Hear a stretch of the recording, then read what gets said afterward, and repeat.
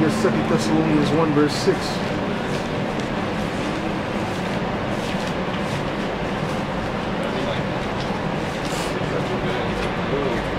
Here's 2 Thessalonians 1 verse 6, and it reads, seeing it is a righteous thing with the Most High to recompense tribulation to them that trouble you. Alright? So we know who troubled us. We ain't gotta go into the history again. Alright? We know exactly who troubled us. Alright?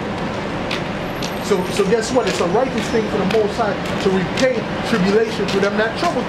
What's going on, man? Alright? So that's what it is. Okay? That's what it is. Alright? Let me continue with that. And you who are troubled, rest with us when the Lord Yahushua shall be revealed from heaven with his mighty angels in flaming fire, taking vengeance on them that know not the Most High and that obey not the gospel of our Lord Yahushua HaMashiach, who shall be punished with everlasting destruction from the presence of the Lord and from the glory of his power. Alright, so the Most High, Yahushua is coming back with great power in order to revenge, alright, to bring vengeance for us against our enemies, man. Alright? And that's mainly, first and foremost, talking about the heathen. But guess what? 2/3 of our own people are enemies, man. Alright? Because right now, they're basically counted as heathen. Alright? So Yahushua is coming back to bring vengeance for that. So how can you say that he's coming to deliver everybody, man? Alright? There's no way you can say that because it's written right here that he's coming to bring vengeance for certain people, man, against their enemies. So you gotta think about that. You know? If he's gonna bring vengeance against certain people for against their enemies, there has to be a certain people who's gonna receive that vengeance.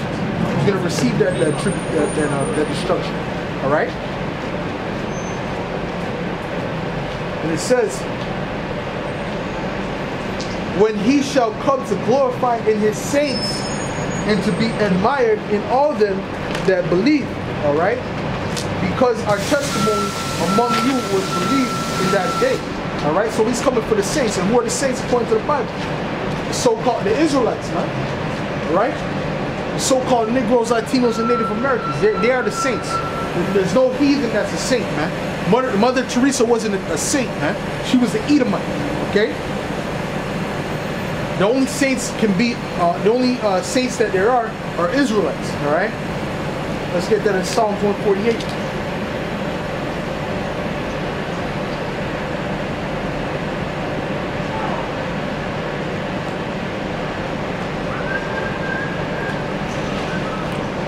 This is Psalms 148. In verse 14 it reads, he also exalted the horn of his people, the praise of all his saints, even of the children of Israel, a people near unto him, praise ye Yahweh. Alright? So what? This is the saints. The saints are the children of Israel. Alright? And we are the children of Israel. Okay? So the saints that he's coming to glorify has nothing to do with the Edomites, man. I don't see how you can get Edomites in that, man. I don't see how you can get Ishmaelites in that. Alright? The saints are only the Israelites. Okay? Point blank period, man. There's no other nation that can fit into that. Let's get our Revelations. It's at 13 and 9.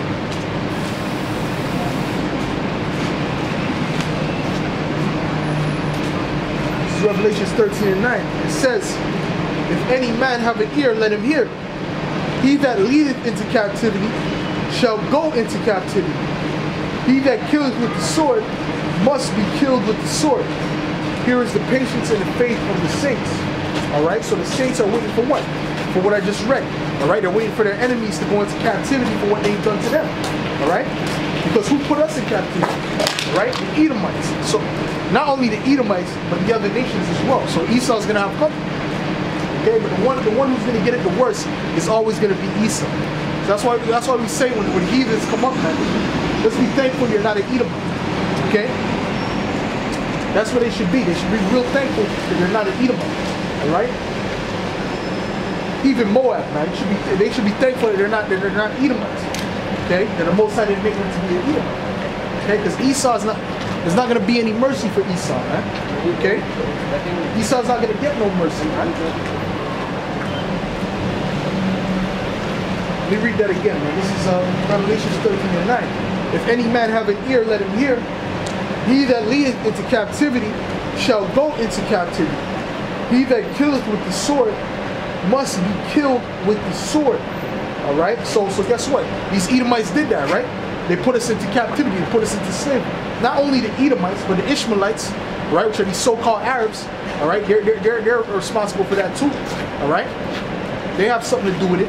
So guess what? Esau's gonna have company, man. Okay. The so-called Hamites, the Africans, they have something to do with it. Talking about the Hamites. So guess what? They're gonna have company. But the only thing is that Esau, all right, the Edomites, they're not gonna be they're not gonna have any mercy. At one point, these heathens are even gonna get to live, right? They're gonna get to enjoy the fruits of a righteous rulership. But Esau is gonna be exterminated. All right. With the sword he that kills with the sword must be killed with the sword. Here is the patience and the faithful saints. And this is what the saints are patiently waiting for, man. All right, is that talking about the Christian church? Nah, man. These people who call themselves Christians, they're not waiting for that. They don't even know what that's talking about. Okay? But we're waiting for that, man. The Israelites, okay? The true Israelites according to the Bible. All right? We're waiting for it. Okay? Because we know that our enemies have to go into captivity. And we know that they have to be put to death pursuant to Revelations 13:9 and also Numbers 35 and 33. All right? It must happen. Okay? Another thing, these jakes think that Esau's the devil, Esau's the enemy, but they think that that these other nations are their friends, man. That they might think Esau's the enemy, but they think the heathen is okay. You know, because there's certain jakes that don't like Esau. Certain jakes out there in the consciousness community or whatever, the unconsciousness community is what we call it. All right, that they don't like the Edomites. They know the Edomites are the devil, but they think Ishmael's cool. All right, they think Elam's cool. All the heathen, anyone that's outside of the nation of Israel is an enemy. All right, there's no way around it. Okay. Everyone that's outside of the nation of Israel is an enemy, man. Whether that's Ishmael, whether that's Moab, whether that's a Japheth, okay? All of them are enemies, man. But the top enemy, the worst enemy that we have is the Edomites, okay? Which call themselves Caucasian, all right? But their real biblical nationality is Edomites, okay? They are our top enemies on the planet, all right? So the Most High is going to reward them for what they've done to us, man. Because what? Like Zechariah 2:8 said, which I don't even think I got that. I'll get that now. All right? I'll get Zechariah 2:8, then I'll get Joel, the 3rd chapter.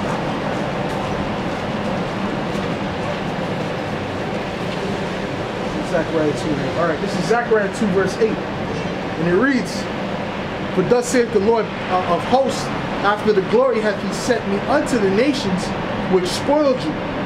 For he that toucheth you toucheth the apple of his eye." All right, so the nation spoiled. It says plural, man. So this ain't just speaking about Esau. This is just speaking about Esau. All right, this is speaking about the nations in general. All right, it's not just speaking about Esau. Okay, for thus saith the Lord of hosts, after the glory hath he sent me unto the nations. All right, so that's plural. Okay, so it's not just dealing with the Edomites. All right, although they are the top enemy. Okay, it's speaking about all these other nations. All right, which spoiled you, for he that toucheth you toucheth the apple of his eye. All right, so if the Most High saw what you did to the apple of his eye, do you not think he has a judgment set out for you, man? Okay, because Esau thinks that the Most High is not. He thinks that the Most High don't exist, man. That's why they say stupid shit like, "Oh, thank the universe," and foolishness. Now, the universe is. What does that even mean? That doesn't even have a. What does that mean? What is the universe? What can the universe do by itself? You understand? But this is the madness that Esau pushes in order to avoid the fact that there is a God. All right? That there is a power. That there is a Most High. All right? Let's get Joel the 3rd chapter. Because Joel the 3rd chapter is a prophecy that would happen to us. All right? Before it even happened, man. This was written thousands of years ago, but this is a prophecy of exactly what would happen to the so-called Negroes. Now, mainly the tribe of Judah, tribe of Benjamin, tribe of Levi. All right, the southern kingdom. All right, this is mostly speaking about that. All right, let's get Joel. And this was written thousands of years before, so you know that this book is true. All right, that's what separates the Bible from any other book. It's the fact that these prophecies are coming to pass. All right, this is Joel. So Joel 3, verse 3, and it reads, "And they have cast lots for my people, and have given a boy for an harlot, and sold a girl for wine, that they might drink. Yea, and what have ye to do with me, O Tyre and Zidon, and all the coast of Palestine?"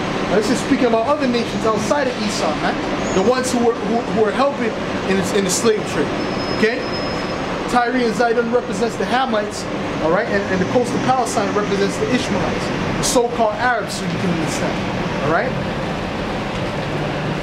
And it reads, "Will ye render me a recompense? And if ye recompense me, swiftly and speedily will I return your recompense upon your own head." So in other words, the Heavenly Father said, listen, you can't repay me for what you did. Okay, that's what the Most High is saying. All right?